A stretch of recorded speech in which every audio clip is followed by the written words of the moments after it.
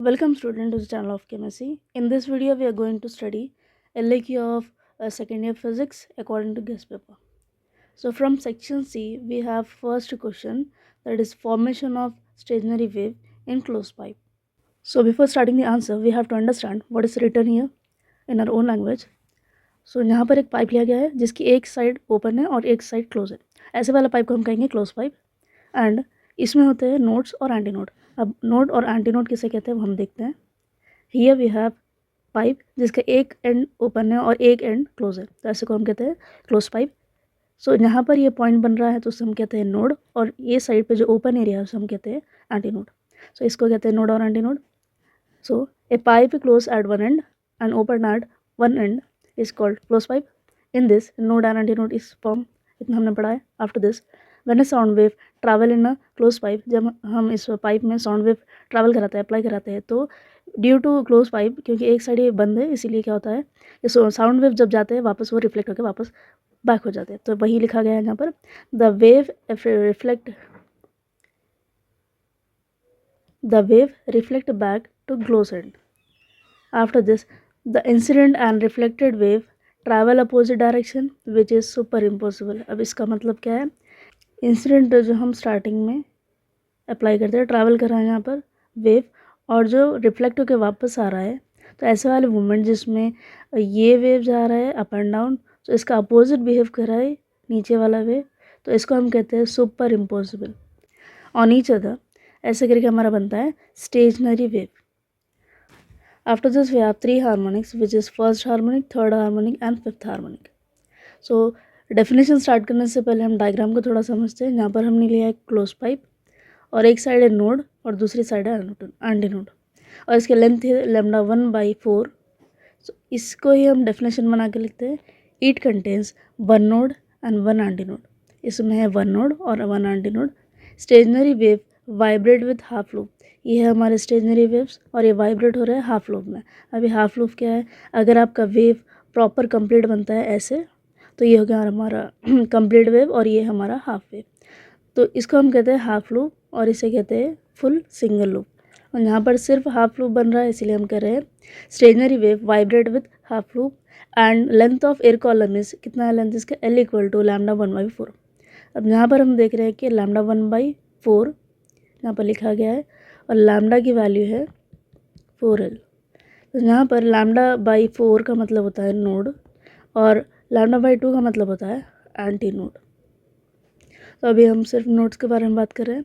यहाँ पर हमने लिया है लैम्डा L = λ/4. L होता है मल्टीप्लाई विथ लेंथ, तो λ1 की वैल्यू होती है 4L. ऐसे करके हम λ1 की वैल्यू भी लेंथ के ज़रिए निकाल रहे हैं. After this the fundamental frequency का भी एक फॉर्मूला है जो है N1 = V/λ1. तो यहाँ पर N1 की वैल्यू दी गई है velocity by wave length. N1 = V/λ1 की वैल्यू अभी हमने देखा था कि 4L है, तो वही हम यहाँ पे सब्स्टिट्यूट कर रहे हैं 4L. ऐसे करके हमारा बना है first equation. After this we have third harmonic which is similar to first harmonic. वही सेम है, उससे पहले हमें डायग्राम समझना पड़ा. डायग्राम आपको कंपलसरी याद करना है. अगर आपको डायग्राम याद नहीं रहेगा तो आंसर लिखने में मुश्किल हो सकती है. तो डायग्राम में हमारे पास है नोड्स 2 एंड 2 एंटी नोड्स. वही हम डेफिनेशन में बता रहे हैं. It consist of 2 nodes and 2 anti nodes. Stationery wave vibrate with one half loop. अब ये वन हाफ लूप का मतलब क्या है, यहाँ पर है प्रॉपर वन लूप और यहाँ पर है हाफ लूप, इसीलिए हम कह रहे हैं with one half loop. And length of the air column is, length कितनी है यहाँ पे, L = 3 λ/4. उससे पहले हम देखते हैं कि यहाँ पे L = λ/4 लिखा है, मतलब 4 का मतलब है नोड. तो यहाँ पे हम सिर्फ नोड्स के बारे में बात कर रहे हैं. 2 नोड बने और कंप्लीट एक एंटी नोड बना, तो एंटी नोड के लिए हम पढ़ रहे हैं λ/2. अगर यहाँ पर 2 और एक ये कंप्लीट नोड है, सॉरी एंटी नोड है, और एक कंप्लीट एंटी नोड बनता तो हम यहाँ पर लिखते थे λ/2 one more. After this we have L = 3 λ/3/4.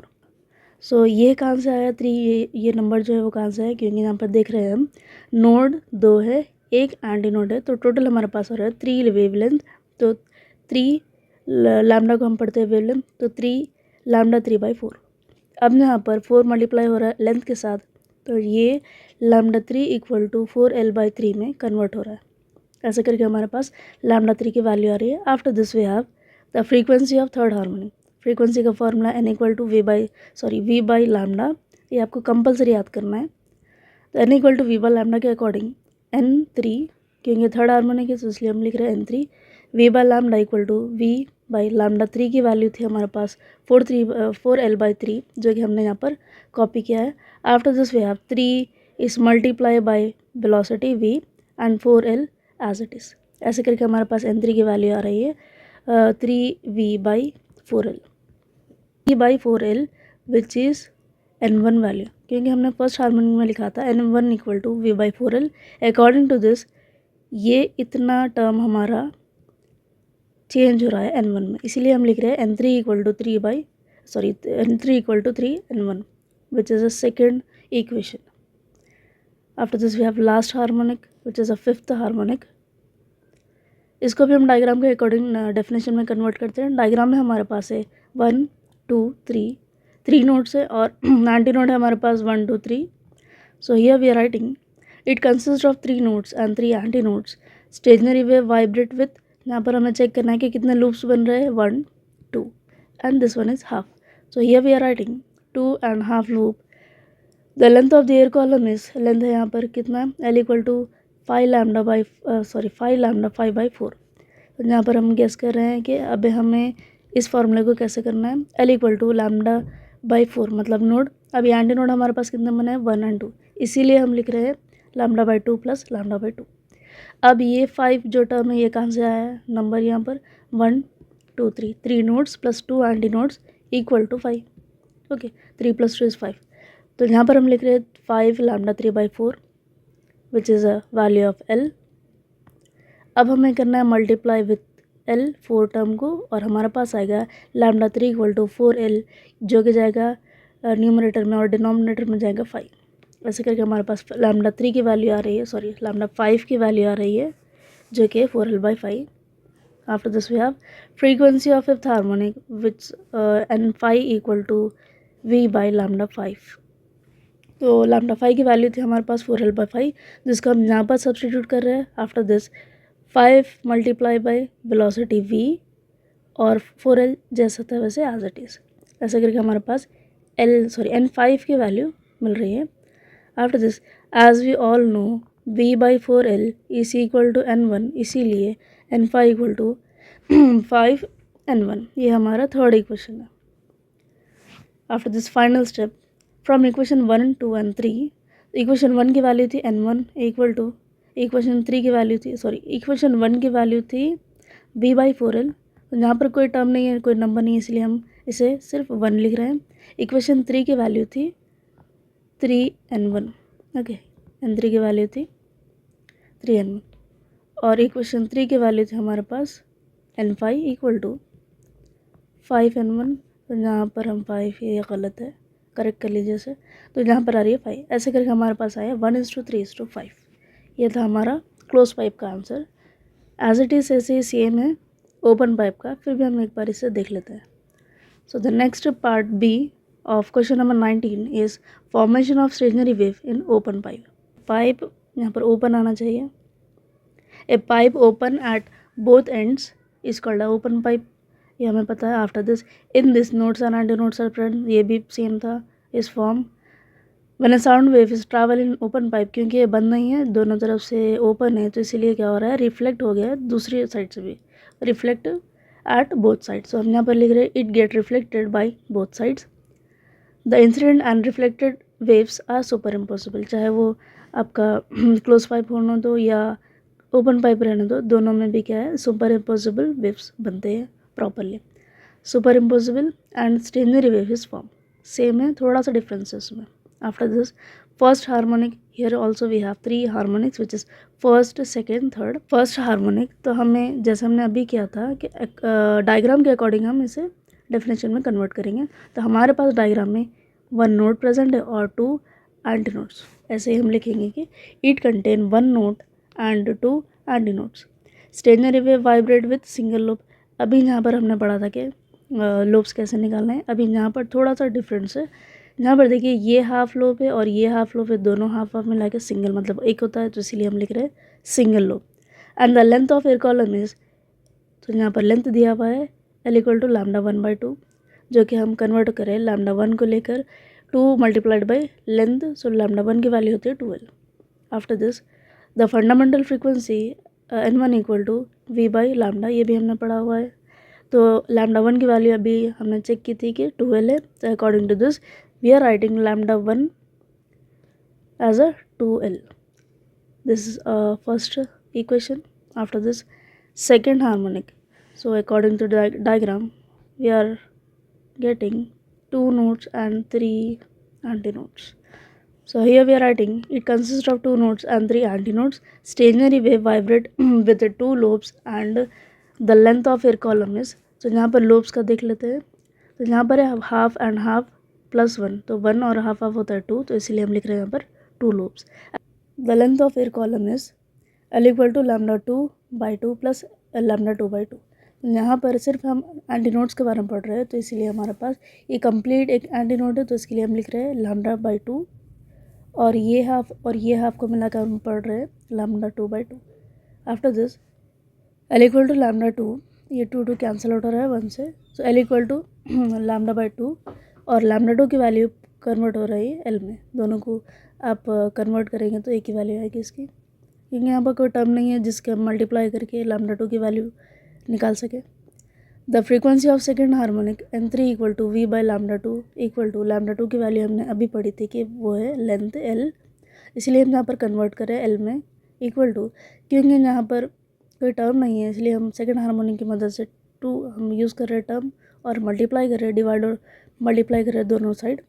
So we got 2V/2L. तो V/2L का फॉर्मूला हमने अभी पढ़ा था कि इक्वल टू N1 है हियर, सो इसीलिए हम यहाँ पर कन्वर्ट कर रहे हैं N2 इक्वल टू 2N1. ये था हमारा second equation. After this we have third harmonic which is containing 4 antinodes and 3 nodes. तो ये हमें डेफिनेशन में लिखना है. It consist of 3 nodes and 4 antinodes. Stationery wave vibrate with कितने लोब्स यहाँ पर 1 2 और ये हाफ को मिला के हम पढ़ेंगे 3. तो stationary wave vibrate with 3 lobes. The length of air column is L equal to, हम यहाँ पर चेक करें कि कितने लैम्डा 2 यहाँ पर लगेंगे 1 2 एंड दिस हाफ ऑफ 3. तो लैम्डा 2 कितने हो गए 3 इक्वल टू कितने यहाँ पर एंटीनोड्स बन रहे हैं 1 2 3 लैम्डा 3/2. तो ये लैम्डा 3 आता है साइड में और 2 मल्टीप्लाई होता है लेंथ से, तो 2L जाता है न्यूमरेटर में और 3 आता है नीचे डिनोमिनेटर में. ऐसा करके हमारे पास लैम्डा 3 की वैल्यू आ रही है. The frequency of third harmonic is N3 equal to, ये है फ्रीक्वेंसी का formula N3 equal to V by lambda 3. और यहाँ पर ये थर्ड हार्मोनिक है तो हम यहाँ पर टर्म लगा रहे हैं N3 equal to 3V, lambda 3 की वैल्यू है 2L. N3 equal to 3V by 2L. तो हमें पता है कि V/2L is equal to N1, इसीलिए पलट के चेंज होता है 3N1 में, जो कि वैल्यू आएगी N3 की. So here we got the last final step from equation 1 to 3. तो इक्वेशन 1 का फॉर्मूला था N1 इक्वल टू V/2L. यहाँ पर कोई नंबर नहीं है तो इसलिए हम ऐसे लिखेंगे 1. और इक्वेशन नंबर 2 का फॉर्मूला था N2 equal to 2N1. Yes, सो इसलिए हम लिख रहे हैं यहाँ पर 2. और N3 का फॉर्मूला बनकर आया था 3N1, तो यहाँ पर टर्म है 3, तो यहाँ पर लिख रहे हैं हम 3. ऐसे करके हमारे पास रेशियो आ रहा है 1:2:3. After this we have a small problem. ये प्रॉब्लम आएगा आपको LQ के साथ, एक न्यूमेरिकल आएगा जिसका हम एक कट शॉर्ट नोट में लिख रहे हैं. यहाँ पर क्वेश्चन में ऑलरेडी दिया गया है given length equal to 70 centimetre which is 70 into 10⁻⁻2 and velocity is 331 metre second inverse. यहाँ पर हम फंडामेंटल फ्रीक्वेंसी का फार्मूला यूज़ कर रहे हैं N1 equal to V by, क्योंकि लेंथ यहाँ पर दी गई तो 4L यूज़ कर रहे हैं 4L. So N1 equal to velocity की वैल्यू थी 331 एंड 4 इंटू लेंथ का वैल्यू जो है वो है 70 इंटू 10⁻²। तो इसे हम कैलकुलेट करें तो फाइनल वैल्यू आ रही है यहाँ पर 118.2 hertz and 1 equal to 118.2 hertz. इतना आप आंसर लिख सकते हैं, इसके फुल मार्क आपको मिलेंगे। 20th question which is nuclear reactor. Principle of nuclear reactor, the device in which control chain reaction take place releasing huge amount of energy called nuclear reactor। जिस device में nuclear control chain reaction होती है और वो huge amount of energy को release करता है तो उसे हम कहते हैं न्यूक्लियर रिएक्टर। ये 5 पार्ट्स में डिवाइड होता है जिसको हम पढ़ेंगे one by one. The first part is nuclear fuel. तो ये न्यूक्लियर फ्यूल होता है as a you can say battery और main compound of nuclear reactor. So fissionable material like uranium isotopes, uranium यहाँ पर पढ़ रहे हैं uranium 235 and uranium 238 are used as a fuel. तो यहाँ पर एज अ फ्यूल यूज़ हो रहा है यूरानियम जिसके 2 आइसोटोप्स है 235 and 238 which is responsible for fission reaction, जो फिजन रिएक्शन के लिए रिस्पॉन्सिबल होता है जिसकी वजह से फिजन अकर होता है in the reaction. The fuel is packed in aluminium cylinder. अब ये फ्यूल कवर होता है एक एल्यूमिनियम सिलेंडर से। After this we have moderator. Moderator क्या करता है, ये स्लो डाउन करता है मूविंग ऑफ न्यूट्रॉन। इसमें जो न्यूट्रॉन्स होते हैं वो बहुत स्पीड रोटेट या रिएक्ट करते हैं तो उसको हम क्या करते हैं, स्लो डाउन करने के लिए मॉडरेटर यूज़ में आता है। It slow down the fast moving neutron and heavy water and graphite are a good moderator. तो मॉडरेटर के लिए यूज़ करते हैं हैवी वाटर एंड ग्राफाइट, ये अच्छे मॉडरेटर्स होते हैं।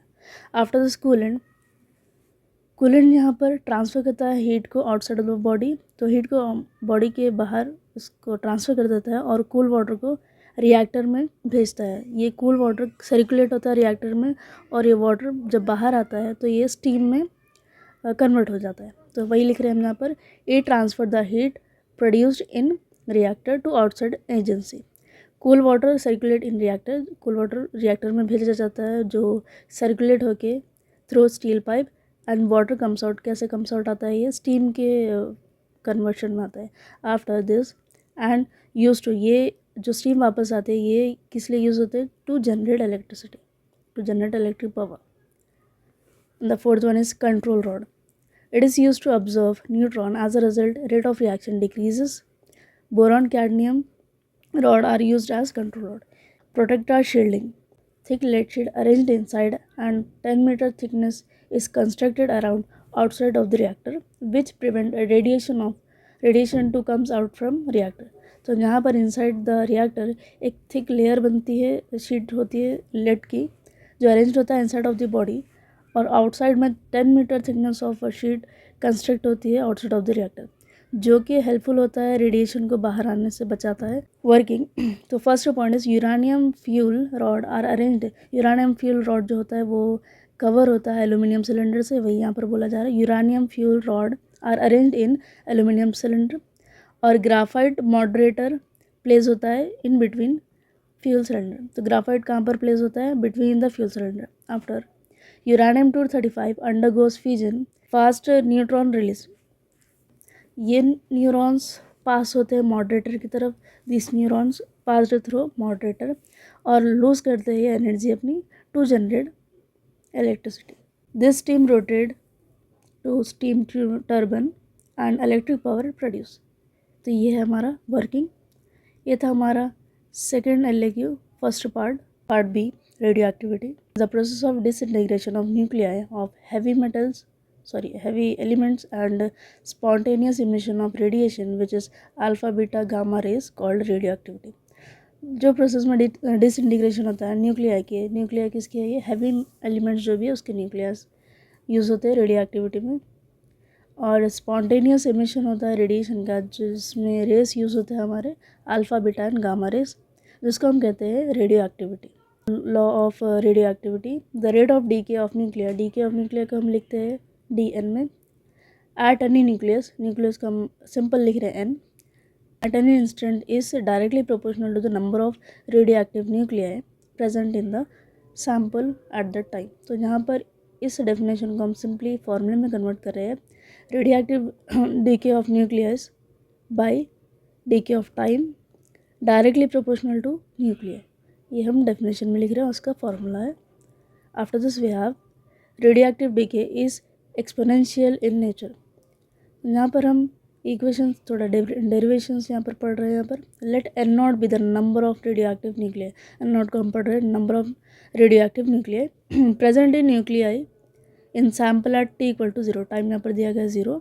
The number of nuclear decrease with time due to radioactive decay. तो नंबर ऑफ न्यूक्लियर यहाँ पर डिक्रीज हो रहा है due to radioactive decay, time of radioactive decay. Late N be the nuclear present at the time T according to the law of radioactive decay. तो यहाँ पर हमने अभी पढ़ा था कि formula D N minus D N by D T directly proportional to N nuclear. तो यहाँ पर हम माइनस को कन्वर्ट कर रहे हैं राइट साइड में, तो ये पलट कर हो जाएगा D N by D T equal to minus lambda N. तो एन का फॉर्मूला प्रॉपर है डी टी, इसीलिए यहाँ पर एन कन्वर्ट होता है डी टी में, जो कि है डी के टाइम. तो D N by D T यहाँ पर भी है, ये भी कन्वर्ट हो चुका है एन में, equal to minus lambda d t. इस टर्म को हम इंटीग्रेट कर रहे हैं with the help of n n N naught. So यहाँ पर integration of n n N naught d N by n equal to minus as it is लिखना है, सिर्फ आपको इंटीग्रेशन करना है. राइट साइड पे आएगा टाइम 0 एंड लेफ्ट साइड पे आएगा एन एन नॉट. इस इंटीग्रेशन को हम कन्वर्ट कर रहे हैं लॉग में, तो यहाँ पर आएगा log e n minus log e n naught. इस टर्म को हम लॉग में कन्वर्ट करें, e log e n minus log e naught, sorry log e n naught equal to minus delta t. Log e n by N naught equal to, ये n और n naught divide में जा रहा है, equal to minus delta T.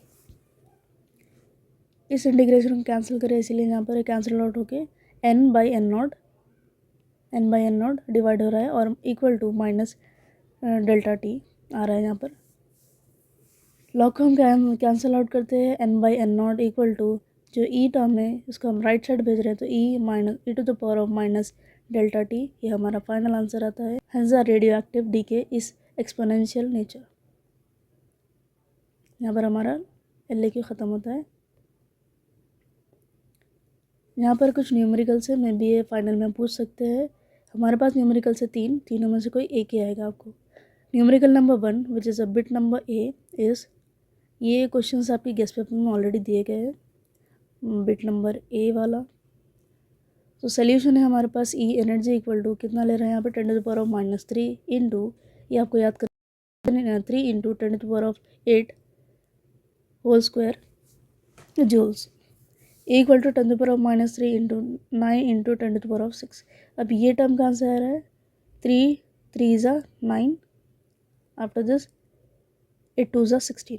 सो यहाँ पर हम convert कर रहे हैं 10 टू द पावर ऑफ -3, ये तो सेम है, यहाँ पर कन्वर्ट हुआ है 3 3 ज़ा 9 प्लस सॉरी इंटू 8 2 ज़ा 16, यहाँ पर कन्वर्ट हो रहा है 16 जूल्स इक्वल टू 9 इंटू ये 16 -3 हो रहा है, तो हमारे पास आंसर आ गया यहाँ पर 10 to the power of -3, sorry 10 to the power of 13 joules. Thus 1 gram of matter is converted in energy. ये हमारा फर्स्ट न्यूमेरिकल है. सेकेंड न्यूमेरिकल है given that 1 microgram equal to 1 mu g. Mass कितना है यहाँ पर 1 into 10 to the power of -6 into 10 to the power of -3 kg which is equal to 10 to the power of -9 kg. Energy amount of energy release, यहाँ पर equation use करें equal to mc², जो कि बहुत ही बेसिक है, जो आप 10th में भी शायद पढ़े होंगे. तो E इक्वल टू ई की वैल्यू हमारे पास है 10 to the power of -9 into, जो कि यहाँ पर है इंटू, हमने अभी प्रीवियस क्वेश्चन में पढ़ा था कि 3 into 10 to the power of 8 whole square. तो यहाँ पर हम पढ़ रहे हैं 10 टू द पावर -9 इंटू, ये हमने अभी किया था 3 3 ज़ा 9 8 2 ज़ा 16, तो 16 -9 होगा और हमारे पास आंसर आएगा 9 into 10 to the power of 7 joules. ये हमारा फाइनल आंसर है. And the last numerical is this one, जो कि गेस्ट पेपर में एडेड नहीं है, ये भी इम्पोर्टेंट है, मे बी आ सकता है. The half life radium is 1600 years. How much time does 1 gram of radium take to reduce to 0.3 1 to 5। तो given radium half life equal to कितना है रेडियम हाफ लाइफ का 1600 ईयर्स। तो N naught को जो हम पढ़ रहे हैं मास बिफोर, जो पहले मास था और बाद में जो 0.125 में कन्वर्ट होगा उसको हम पढ़ रहे हैं simple N. N naught equal to 1 gram and N equal to 0.125 gram. तो यहाँ पर हम फॉर्मूला लिख रहे हैं एन बाई एन नॉट, जो कि हमने अभी रेडियो एक्टिविटी में पढ़ा था। N by N naught equal to 1/2 N power, N की वैल्यू 0.125 एंड एन नॉट की वैल्यू 1 इक्वल टू 1/2 एन। इसको हम कैलकुलेट करें तो फाइनल आंसर है आपका 3। After the calculation we got 3। So यहाँ पर एक फॉर्मूला आ रहा है time which is T equal to, time का फॉर्मूला यहाँ पर T equal to N T X by 2, जिसको हम लिखेंगे एन की वैल्यू है यहाँ पे 3 टाइम्स टी इंटू 1600। तो इसको मल्टीप्लाई करने पे मालूम हो रहा है हमारे पास टाइम आया है 4800 ईयर्स। 4800 ईयर्स लगेंगे यहाँ पे 0.125 ग्राम में कन्वर्ट होने के लिए। ये था हमारा फाइनल क्वेश्चंस, जो कि में भी आपके फाइनल्स में आ सकते हैं। अच्छे से प्रैक्टिस करिए और इसको अच्छे से लर्न करिए।